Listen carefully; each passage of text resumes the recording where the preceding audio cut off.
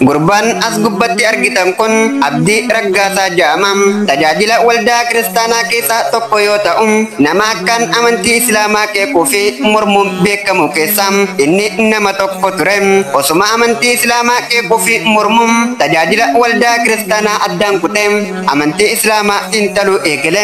Erga amantii Islaamaa waggaa tokkoo fi wayi xiinxalee booda Rabbiin ifa argisiisnaan gara ustaas ibsaa dhufuudhaan shahaadaa qabatee gara amantii Islaamaa isa dhugaa sirrii ta'e seenee jira.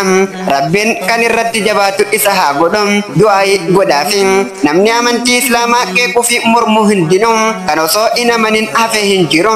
Garuu kan amanin warri hin amanin akkana jechuun isaanii ni yaadatama.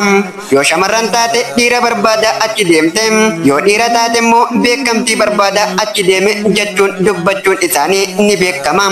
Haa ta'u garuu gurbaan kun akka akkas isaan hin jenneen yoo beekamtiidha tajaajila waldaa keessaa inni nama tokko fuula feesbuuka isaa jala hordoftoota 100,000 ol qaba.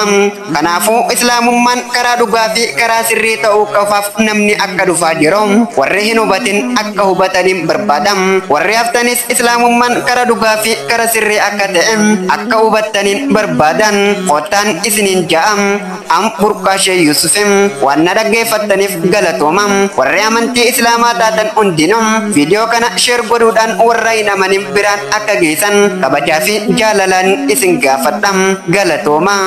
Kottu yaa ilma namaa dhagahi waan gaarii dukkanatiin jaamiin baafadhu gargaaree amanuu baattullee amantii wal baree isa kamii dhugaan isa kamii dharri hundumaa addaan baafadhu suuta jedhee sabri sanbooda hamanii oofeetis kafaree kan jedhe quraanaa burqaan dhumne bahrii filma haatasiif kenne jira gooftaan gaariin jalqabamee barii fittiin dhibaayini nu badhaaftee diini rahmata keetiini.